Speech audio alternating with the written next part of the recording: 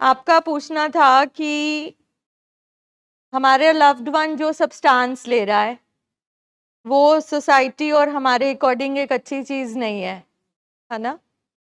और वो उस सब्सटेंस को एंजॉय कर रहा है बट दवाई को नहीं एंजॉय कर रहा। ठीक है, सबसे पहली बात तो ये कि मेडिसिन को कोई नहीं एंजॉय करता। वन थिंग, मतलब कुछ कुछ हमें अपने पर्सपेक्टिव्स में, सोच में क्लैरिटी लानी पड़ेगी कि हॉस्पिटल में कोई अच्छी बात या बुरी बात नहीं होती। अगर हम अच्छी बात और बुरी बात बोलेंगे तो हम बोलेंगे ये अच्छा इंसान है, ये गंदा पेशेंट है, ये अच्छा पेशेंट है। ठीक है, यहाँ पर हमारा फोकस सिर्फ और सिर्फ एक शब्द पे होना चाहिए कि ये एक बीमारी है। ठीक है, जैसे बहुत सारी बीमारियों की कीमोथेरेपी एक ट्रीटमेंट है मगर बहुत पेनफुल है। कैंसर भी एक पेनफुल चीज है मगर ट्रीटमेंट भी पेनफुल है।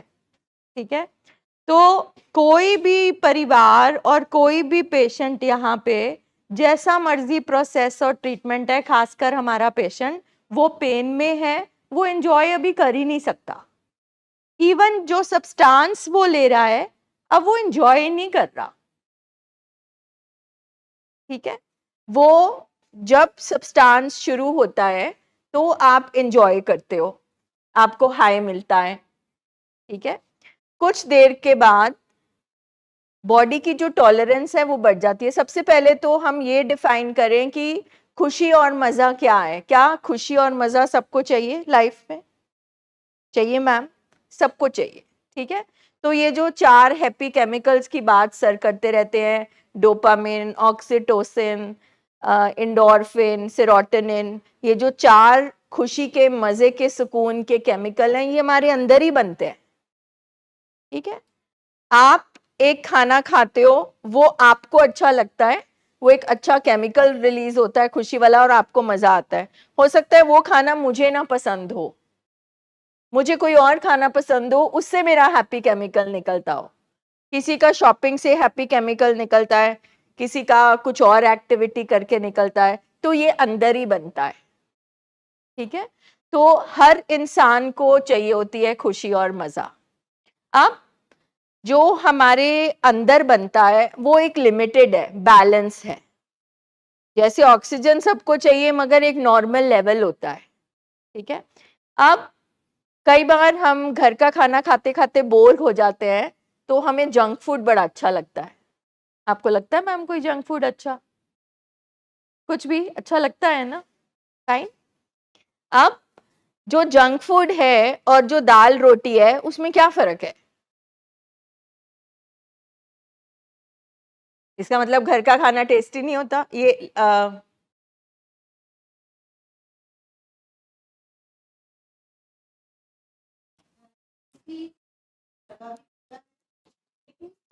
हम चीज को चेंज करना चाहते हैं, अपने जैसे मूड को चेंज करना चाहते हैं, अपने टेस्ट को चेंज आपने करना पकड़ा चाहते मूड हैं, को, राइट? ठीक है। तो जब हमें एक्स्ट्रा चाहिए तो हम जंक फूड की तरफ जा रहे हैं। ठीक है, हमने अपने मूड को बदलना है, हम चेंज चाहते हैं। तो जो नशों का जो मेन कारण है वो है मूड चेंजर, मूड डिसऑर्डर, कि मैं बोर हो रहा हूं, मुझे नशा चाहिए, मुझे तकलीफ हो रही है, मुझे नशा चाहिए।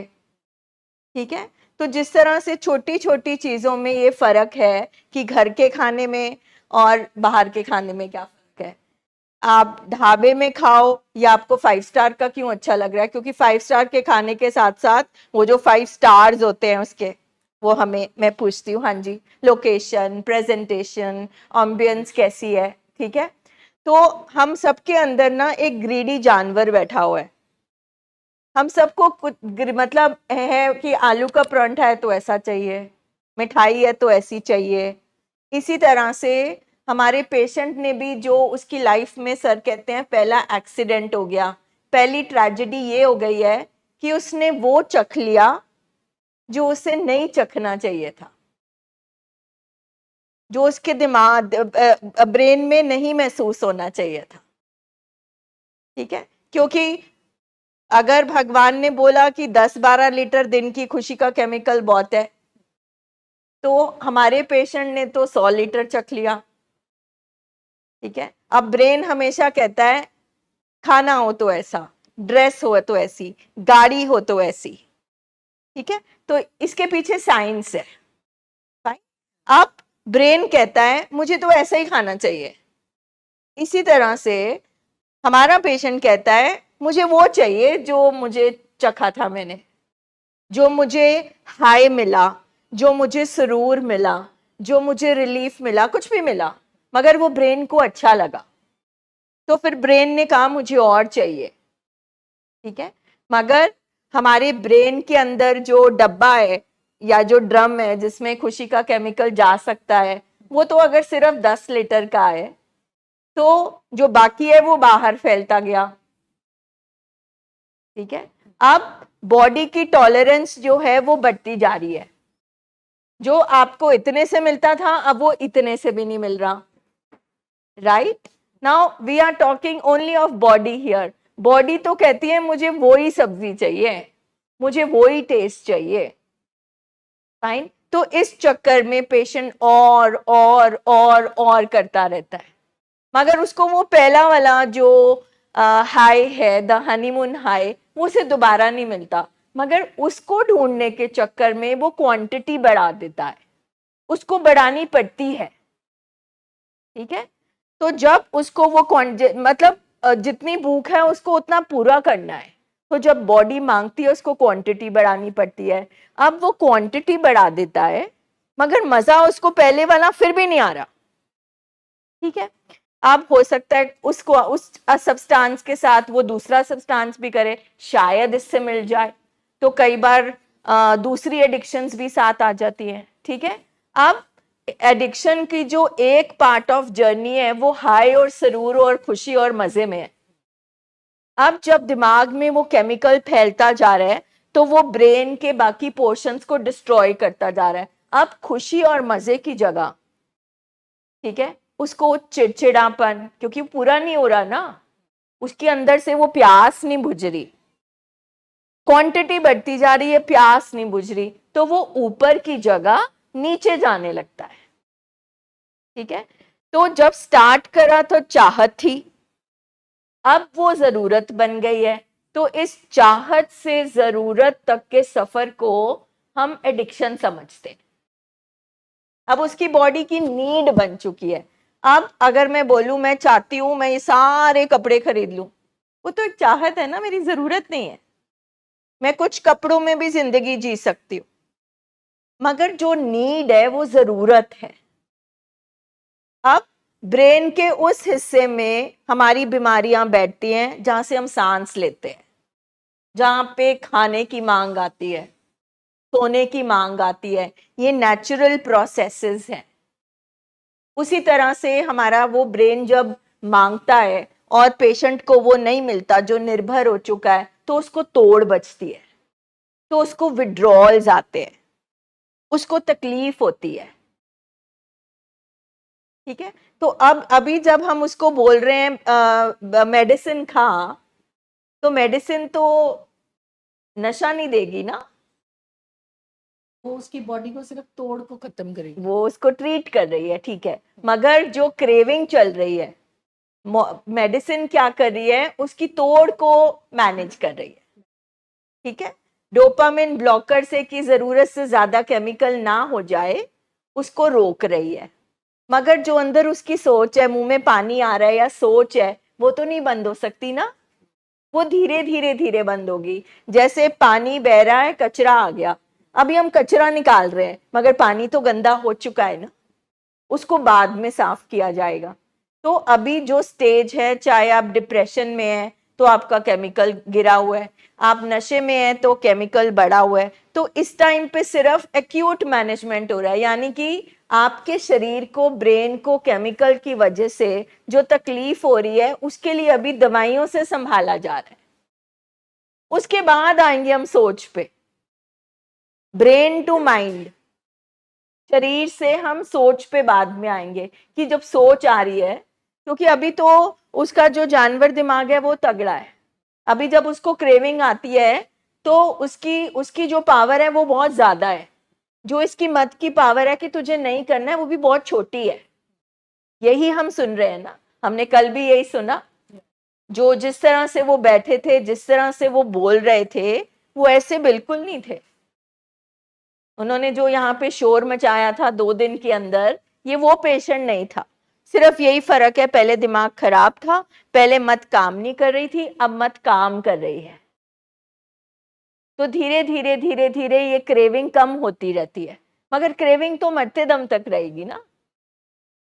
क्यों मैम? हमें खाने की क्रेविंग होती है। क्रेविंग एक सोच है, वो एक नॉर्मल नेचुरल चीज है, वो हमेशा रहेगी। मगर जब हम प्रोग्राम में आते हैं, जैसे जैसे हमारी मत तगड़ी होती है, जैसे जैसे हम यहाँ बैठ के स्किल सीखते हैं और अपने ब्रेन को रिकंडीशन करते हैं, तो वो सोच हमें फिर तंग नहीं करती इतना। उस सोच से निकलने के हमें तरीके आ जाते हैं। प्लस चाहिए तो हमें डोपामिन ही ना, असल में तो हमें खुशी का केमिकल चाहिए। तो क्या जवाब दिया कल मनप्रीत ने, जब मेरे बेटे ने क्वेश्चन पूछा, अब तो आपको डोपामिन नहीं मिलता उस नशे से, तो अब आप अपना डोपामिन कैसे कमाते हो? तो उसने क्या बोला? फैमिली में से अपना ले रहा हूँ। इसका मतलब जब उसके अंदर नशा गया, उससे पहले उसका पूरा डोपामिन नहीं बनता था। वो किसी ना किसी चीज की वजह से ना खुश रहता था, ना खुश। There was some character defect, there was some कमी। क्योंकि जो नशे की बीमारी की जड़ या डिप्रेशन की जड़ है, वो है, डिप्रेशन में सोचो का नशा है, अल्कोहल में अल्कोहल का नशा है, कोई ड्रग्स का नशा है। मगर इस चीज से पहले बचपन से लेकर तब तक कोई तो घाट थी ना कि पूरा डोपामिन नहीं बनता था। वो ही निर्भर हो सकता है। जिसका डोपामिन पूरा बनता है वो किसी बाहर की चीज पे निर्भर नहीं हो सकता, बिकॉज एडिक्शन का मतलब होता है निर्भरता। ठीक है, अब उसके ब्रेन को उसकी आदत हो गई है, हैबिट बन गई है। अब उसको इतने से क्या फर्क पड़ेगा जिसने 1000 लीटर डोपामिन जिसके दिमाग ने चख लिया। तभी सर कहते हैं हमने वो देख लिया जो हमें नहीं देखना चाहिए था, और जो हमारे चिम ब्रेन ने देख लिया, अब उसने उसको, वो उसकी पावर बन गई है, वो तो उतना ही चाहता है। तो यानी कि दोबारा हमें वापस नॉर्मल, पेशेंट के लिए क्यों मुश्किल है, वहां पहुंच के अब उसे नॉर्मल में रहना सीखना है। उसको स्किल्स, आप सोचो कि आपके पास बहुत पैसा है, बहुत कुछ है, और सडनली आपके पास कुछ भी नहीं है, मुश्किल है ना। तो पेशेंट के लिए उसका नशा सब कुछ है। वो उसकी माँ है, वो उसका बाप है, वो उसका सांस लेना है। ऐसा नहीं है कि वो आपसे प्यार नहीं करता, बट जिस तरह से उसके ब्रेन को इस बीमारी ने, नशे ने हाईजैक कर लिया है, उसकी चलती नहीं है। वो कुछ स्टेप्स लेता है, हमारा पेशेंट थोड़े कदम लेता है, फिर उसकी बीमारी पीछे खींचती है। तो डॉक्टर साहब, दवाइयाँ, ये प्रोग्राम, रिहैबिलिटेशन और फैमिली, हम सब मिलकर उसको आगे खींच रहे हैं। ये हमारी ट्रेनिंग हो रही है। उसके लिए दवाइयों की मदद ली जा रही है, उसके लिए सेशंस की मदद ली जा रही है, उसके लिए स्किल। क्योंकि साइंस ने कहा हम कुछ आपको बल देते हैं और कुछ दवाइयां देते हैं, इन दोनों के माध्यम से आप अपनी सोचों पे काम कर सकते हो, आप इस बीमारी से निकल सकते हो। आप कुछ कह रहे थे मैम? कुछ भी, एनीथिंग, सॉरी। तो ये दिमागी बीमारी है। इसमें हम ये नहीं भूल सके कि सिर्फ मन पक्का करे। जैसे आपने बोला ये ठीक है, ये सही चीज है, ये गलत चीज है। देयर इज नथिंग कॉल्ड सही और गलत। यहाँ पे प्रोग्राम बोलता है नफा और नुकसान। ठीक है, अब सारी दुनिया गेहूं खाती है, मगर किसी को गेहूं से अगर एलर्जी है, वीट एलर्जी है, तो उसके लिए तो वो पॉइजन है। मगर गेहूं तो पूरी दुनिया खाती है। तो प्रोग्राम सेज जिस चीज से, जिस आदत से, जिस एक्टिविटी से, जिस सोच से, जिस तरह से आप दुनिया को देखते हो, जिस तरह से सब कुछ आप करते हो, अगर वो आपको जिंदगी में नफा दे रहा है तो ओके है। अगर वो नुकसान दे रहा है तो उसको छोड़ना पड़ेगा। अगर एक सोच बचपन से ऐसे बैठी है कि लोग ऐसे ही होते हैं, नेगेटिव सोचते हो आप, और वो आपको हर टाइम नुकसान देता है, तो आपको वो सोच पे काम करना पड़ेगा। तो इसमें फिर नशा, डिप्रेशन बहुत छोटी चीज रह जाती है। सेकंड, जिंदगी में पेन सबको, हम सब यहाँ पेन की वजह से बैठे हैं। पेन तो आपको भी बहुत हो रही है, तो मम्मी को भी थोड़ी सी ड्रग्स दे दिया करो। नो, क्यों? ठीक है, अब इतनी समझ है, हमारा पेशेंट पागल नहीं है, उसको पता है, उसको बिकॉज उसको पेन है, ही नोज कि वो राइट नहीं। आपको क्या पता है? हमारे पेशेंट को पता नहीं राइट चीज है रॉन्ग चीज है, सब पता। He is just helpless. उसको नहीं पता था कि कुछ चखने से, थोड़े इंजॉयमेंट से या थोड़े रिलीफ से वो एक दिन इस पर निर्भर हो जाएगा। तो चखना हमारे बस में था, उसमें भी जीन्स है, जीन्स है, एनवायरमेंट है, पर्सनालिटी है, कि हम ऐसी जगह पे कहाँ पहुंच गए जहाँ ड्रग्स कर रहे थे, हम दूसरी जगह भी पहुंच सकते थे।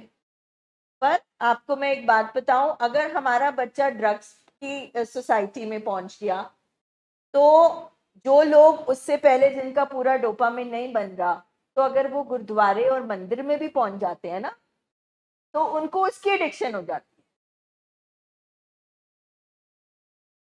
क्योंकि हम धर्म को अच्छा मानते हैं, तो हम बोलते हैं हाँ ये तो बहुत धार्मिक हो गया।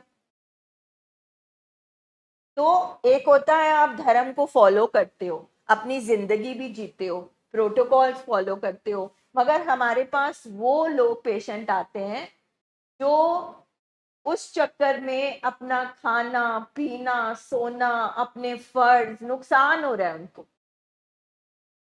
जैसे वो इतने इतने दिन नहा नहीं रहे, मगर पाठ करी जा रहे, अजीब अजीब सोचें आ रही, या उनको लगने लगा कि हमारे अंदर ही भगवान आ। तो एडिक्शन किसी भी चीज की हो सकती।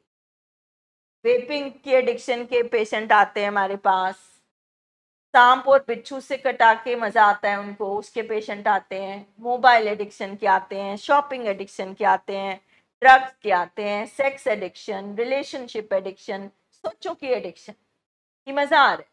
जैसे हमारा पेशेंट अगर कोई सोच का, उसको एक सोच फंस गई है उसके दिमाग में, और अगर आप उसके पास जाओ तो वो चाहेगा कि बस ये मेरी बार बार बात सुनो।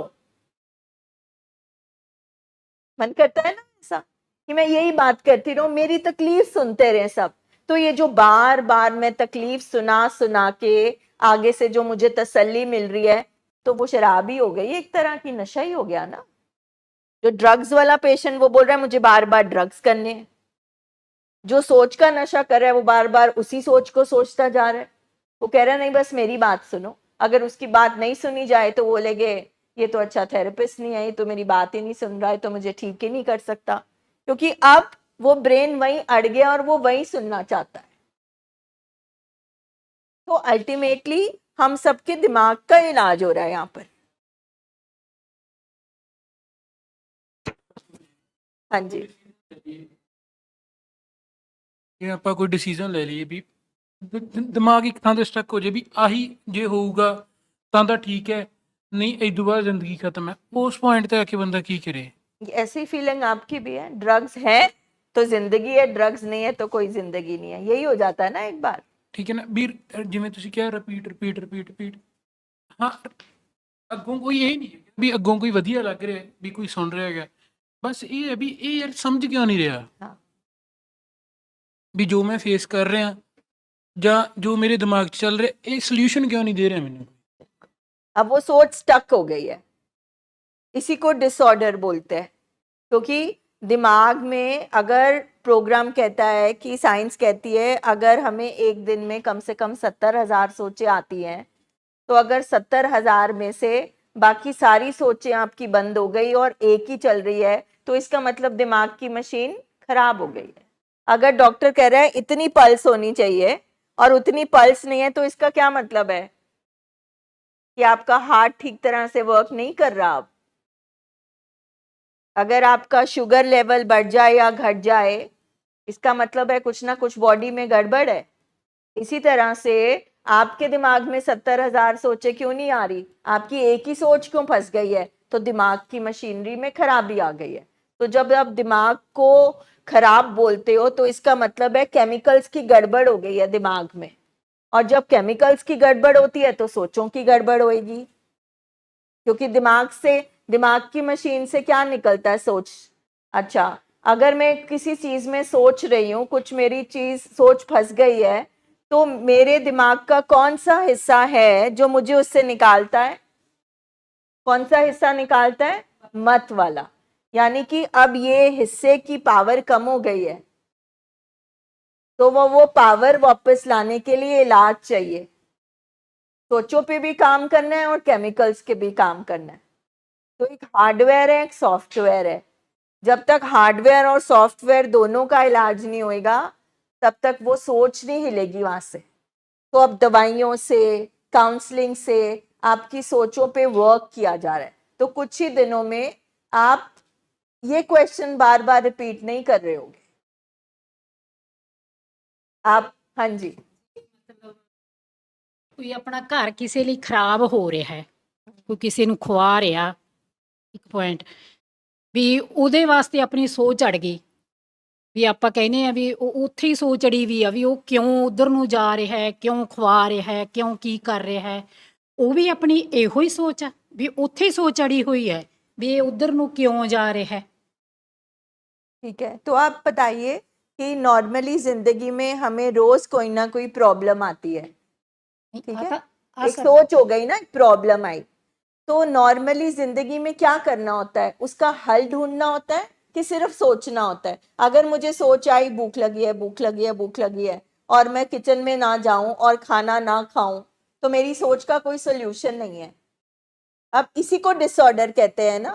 प्रॉब्लम सबकी जिंदगी में आती है, कुछ सोल्यूशन की तरफ चले जाते हैं, इसका मतलब उनके दिमाग में और उनके पास बल है, उससे निकलने के क्षमता है। ਨਹੀਂ ਜੇ ਉਹਦਾ ਕੋਈ ਹੱਲ ਹੀ ਨਹੀਂ ਨਿਕਲਦਾ, ਕੋਈ ਆਪਣੇ ਵੱਲ ਨੂੰ ਆ ਹੀ नहीं ਰਿਹਾ।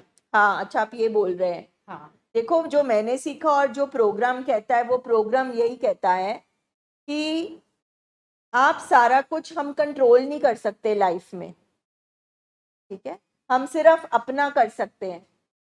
अगर हम अपना करें, ठीक है, और उसके अलावा हम एक्स्ट्रा भी करते जाएंगे, तो जो है वो भी खत्म हो जाएगा, हमारी क्षमता नहीं है, ठीक है। तो हम कोई न्यूट्रल स्पेस करें या हम एक्सेप्ट कर लें। मान लो कि मैंने एक्सेप्ट कर लिया कि ये पर्सन ऐसा ही है, मैं अपने ऊपर काम करूं, तभी आप यहाँ पे रोज सुनोगे मैंने अपने पे काम किया, फादर ने अपने पे काम किया, पेशेंट ने अपने पे काम किया। हम सिर्फ अपने ऊपर काम कर सकते हैं, क्योंकि सामने वाला अगर कुछ भी कह रहा है और मेरे को फर्क पड़ रहा है, जब तक मैं नहीं चाहूंगी मेरे पे फर्क नहीं पड़ सकता। इसका मतलब है सिर्फ, इसको कहते हैं एक स्किल, डिटैच्ड अटैचमेंट, कि आप डिटैच कर लो, ਉਹ ਸੋਚ ਨੂੰ ਛੱਡ ਦੇਣਾ ਚਾਹੀਦਾ। उस चोट पे काम करना पड़ेगा, एकदम छूटती नहीं है।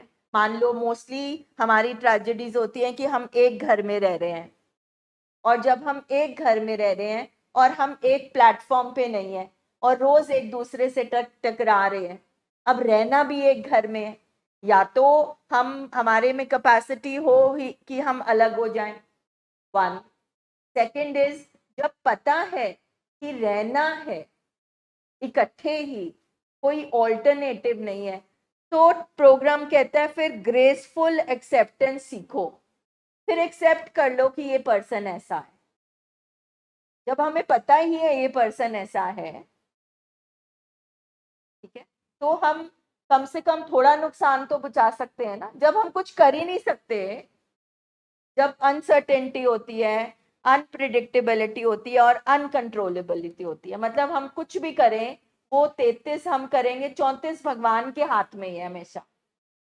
33 हमारे आसपास, अब जैसे डॉक्टर भाटिया अपना 33 करेंगे, वो भगवान नहीं है, 33 फैमिली करेगी, 34 अल्टीमेटली बाबा जी करेंगे, जिसको भी हम मानते हैं, हायर पावर, नेचर, भगवान, किसी को भी। तो ये प्रोग्राम यही सिखाता है, हमें यही सिखाता है कि मुझे पता है कि मेरे घर में ये बीमारी है और ये पूरी उम्र की है, तो अगर मैं यही सोचती रहूं तो मैं और बीमार हो जाऊंगी। ये प्रोग्राम कहता है इस दर्द के साथ रहना सीख लो। दर्द पहले भी था, दर्द आज भी था, आज स्किल्स आ गई, दवाइयों की सपोर्ट ले ली, प्रोग्राम की सपोर्ट ले ली, ट्रेनिंग की सपोर्ट ले ली। हाँ जी मैम। ਮੈਮ ਫਸਟ ਆਪਾਂ ਬੋਲਿਆ ਹੈਪੀ। ਇੱਕ ਫੈਮਿਲੀ ਵਿੱਚ ਰਹਿੰਦੇ ਆ, ਜਦੋਂ ਇੱਕ ਦੂਜੇ ਨੂੰ ਸਮਝਾਂਗੇ ਨਹੀਂ, ਖੁਸ਼ ਤਾਂ ਆਪਾਂ ਰਵਾਂਗੇ ਨਹੀਂ। ਥੋੜਾ ਥੋੜਾ ਇੱਕ ਦੂਜੇ ਨੂੰ ਸਮਝਣਾ ਪੈਂਦਾ। ਜਿਵੇਂ ਬੀਇੰਗ ਫੈਮਿਲੀ ਮਦਰ ਆ, ਫਾਦਰ ਹੈ ਔਰ ਬੇਟਾ ਹੈ। ਬੇਟਾ ਕਲੋਜ਼ ਮਦਰ ਦੇ ਹੈ, ਕੋਈ ਗੱਲ ਹਸਬੈਂਡ ਨੂੰ ਕਰਾਂਗੇ ਸਮਝ ਕੇ, ਸਲੋ ਬੋਲ ਕੇ ਥੋੜਾ ਸਮਝਣਾ ਪਏਗਾ, ਫਿਰ ਅੱਗੇ ਜਾ ਕੇ ਫੈਮਿਲੀ ਉਹ ਡਿਸਟਰਬੈਂਸ ਅੱਗੇ ਖਰਾਬ ਕਰ ਰਹੀ ਹੈ। प्रोग्राम तो ऑलरेडी कह रहा है कि यहाँ पे अच्छे बुरे परिवार नहीं आते, यहाँ बीमार परिवार आते हैं। 1, अगर एक परिवार में सब एक दूसरे के साथ मिलजुल कर अंडरस्टैंडिंग और फेथ से नहीं रह रहे, इसका मतलब कहीं कुछ गड़बड़ है। गड़बड़ है। दूसरी बात ये, एक हस्बैंड है, एक वाइफ है, वो दो जन दो डिफरेंट जगहों से जिंदगी के आए हैं, डिफरेंट संस्कार, डिफरेंट अपब्रिंगिंग, डिफरेंट पेरेंटिंग, ठीक है।